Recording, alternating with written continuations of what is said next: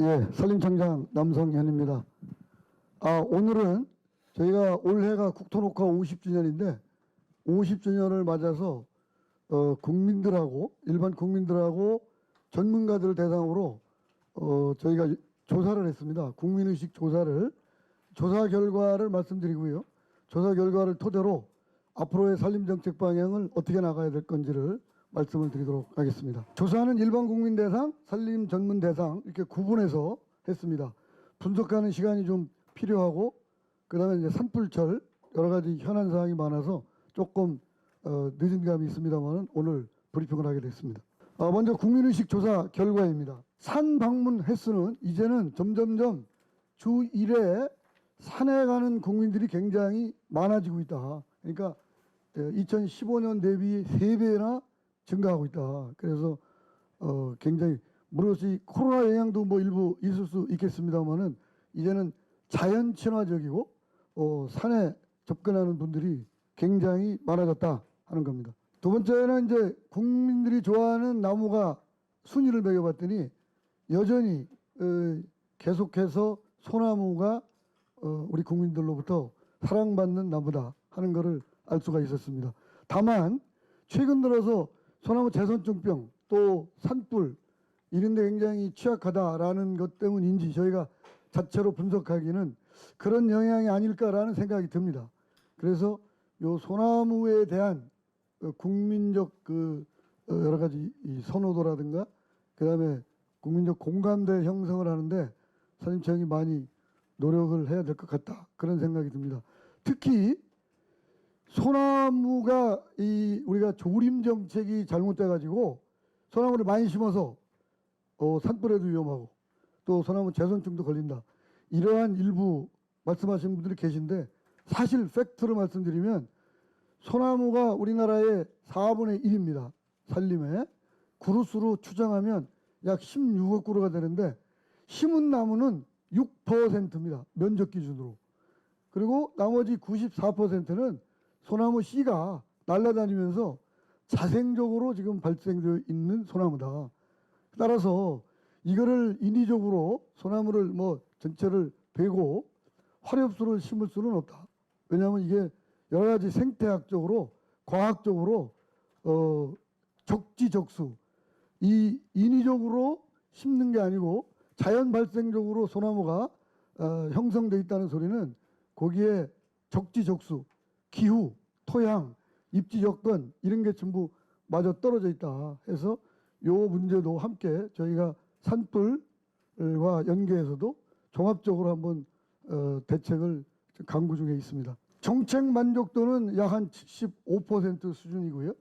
15년 대비하면 약 13%가 지금 증가됐는데 저희가 그래도 고무적인 거는 국민들이 과거에 비해서 산림 정책에 대한 관심도가 점점 높아지지 않느냐 이런 생각을 갖고 있습니다. 특히 이 국토녹화 부분은 그동안에 FAO를 비롯해서 국제기구에서 대한민국을 긍정적으로 높이 평가한 성과가 있는데 우리 국민들은 일부는 오늘과 같은 푸르고 울창하고 아름다운 숲이 하루아침에 그냥 이루어진 것처럼 느끼는 분도 아마 더러 있을 겁니다. 지난 50년간 국가가 주도적으로 가고 온 국민이 함께 참여를 해서 오늘과 같은 훌륭한 숲이 되었다. 이런 거를 우선 말씀드리고요. 그 다음에 이제 특히 앞에서 산을 찾는 인구가 많아진 것처럼 숲길에 대해서 굉장히 관심들이 많아졌다 하는 겁니다. 다음 숲 가꾸기의 필요성에 대해서는 저희가 생각할 때는 생각보다 굉장히 높게 나왔다 이런 생각이 듭니다.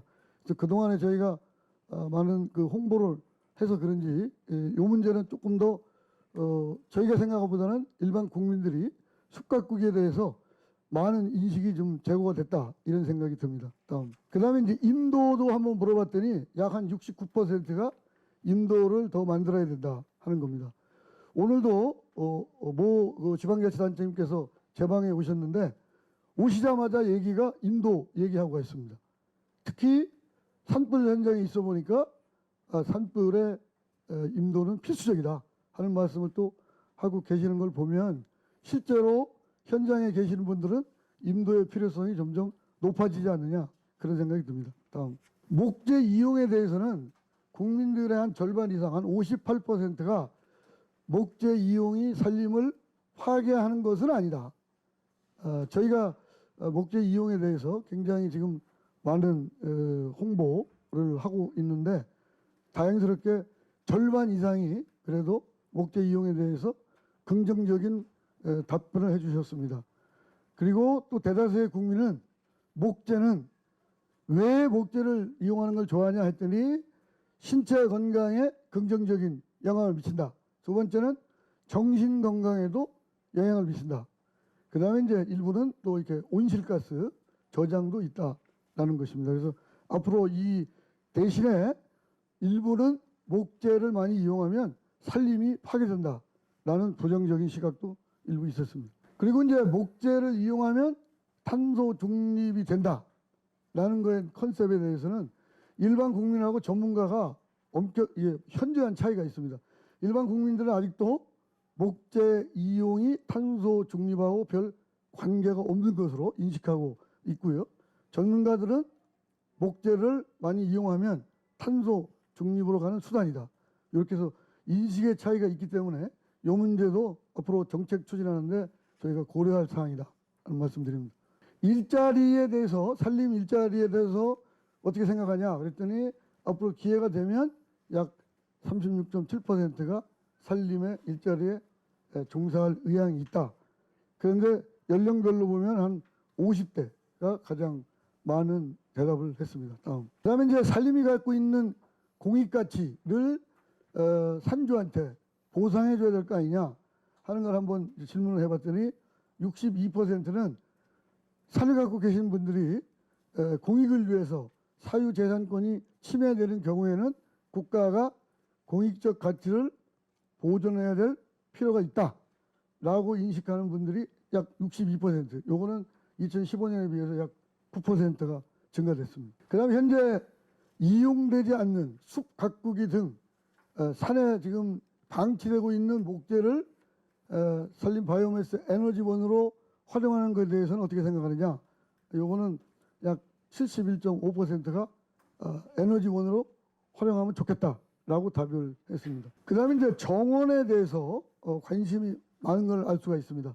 정원 문화를 우리가 확산할 필요가 있다라는 것에 대해서 질문은 약 75%가 정원 문화 확산이 필요하다라고 답을 했습니다. 산촌에 이주해서 거주할 의향이 있느냐? 요거는 산촌에서 살고 싶어 하는 분이 약 10명 중 4명, 한 42.8%가 되어 있습니다. 왜 그러냐 했더니 자연 속에서 건강한 생활을 하고 싶다. 두 번째는 도시의 주택 구입 비용이 비싸니까 산촌에 가서 지금 살고 싶다라는 의향입니다. 그 다음에 이제 산불 피해지 복원에 대해서는 조림으로 하는 인공 복원하고 자연 복원하고 병행하면 좋겠다. 반 이상이 조금 이게 높았습니다. 그래서 이 문제도 조금 더 쟁점이 되고 있기 때문에 좀 더 이해를 증진시킬 필요가 있다. 산사태 방지 시설에 대해서는 재난에 대해서 굉장히 의견이 아주 높으셨습니다. 산사태 방지 시설은 꼭 해야 된다. 90%가 넘는 그 국민들께서 산사태 방지에 대해서 많은 관심을 보이셨습니다. 국제협력을 확대할 필요가 있다. 산림 분야에 70%가 넘는 분들이 특히 개발도상국에 대한 국제협력이 필요하다. 현재 저희 산림청이 39개 국가하고 국제산림협력을 지금 하고 있습니다. 그래서 이와 같은 그 국민의식 조사를 가지고 시사점하고 앞으로 산림정책 추진 방향에 대해서 말씀을 드리도록 하겠습니다. 먼저 저희가 생각보다는 의외로 산림정책에 대한 만족도가 높다. 저는 이렇게 생각이 됩니다. 약 거의 한 75%가 산림정책에 대한 만족도가 높고, 그리고 예전에 조사한 거에 비해서 올라가고 있는 추세다라고 해서 저희는 상당히 고무적이고 희망을 갖고 있습니다. 특히 올해는 국토녹화 50주년을 가지고 우리 국민들이 국토녹화는 참 잘한 정책이다라고 평가를 해주셨습니다.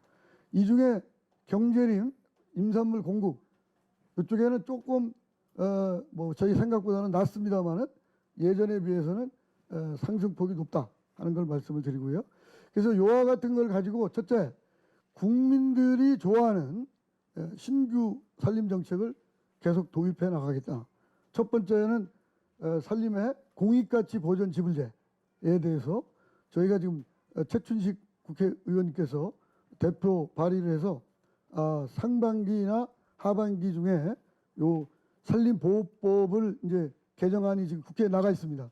그래서 산림 경영에 제한을 받는 산림의 공익적 가치, 예를 들어서 수원, 함양, 보안림, 산림 유전자원 보호림 등 산림 보호구역, 보호지역에 있는 산을 갖고 계신 분들은 공익가치를 돌려준다. 그래서 저희가 한번 추정을 해보면 소요 예산이 한 250억에서 350억 정도가 좀 필요하다. 그래서 사유림을 갖고 계시는 분들의 공익가치를 돌려주는 정책을 적극 도입해 나가겠습니다. 특히 이제 정원이 국민소득이 약 3만 달러가 높아지면 선진국 대열에 올라갑니다. 세계적으로 보면 정원의 문화, 정원 산업은 거의 국민소득이 높은 유럽 지역을 중심으로 지금 확산되고 있습니다. 우리나라도 지금 국가 정원을 1호, 2호 정원을 지금 지정을 해서 관심을 많이 갖고 있고, 각 지자체에서도 지방 정원 또 민간 정원, 저희가 민간 정원이 이제 얼마 전에 100호 등록이 됐습니다. 그래서 그 민간 정원까지 합해서 정원에 대해서 문화 확산과 동시에 정원을 산업으로 육성하면 요게 이제 나무를 생산하는 분들 또 화훼를 생산하는 분들, 정원 산업의 소재 산업에도 굉장히 연결 효과가 크다. 경제적 파급 효과가 있다. 또 지역 경제와도 연결이 돼 있다. 그래서 앞으로 정원 산업을 적극적으로 발굴을 해서 집중적으로 지원하도록 하겠습니다. 그다음에 이제 국민 만족도가 높은 그 산림 정책은 내실화해 나가도록 하겠습니다.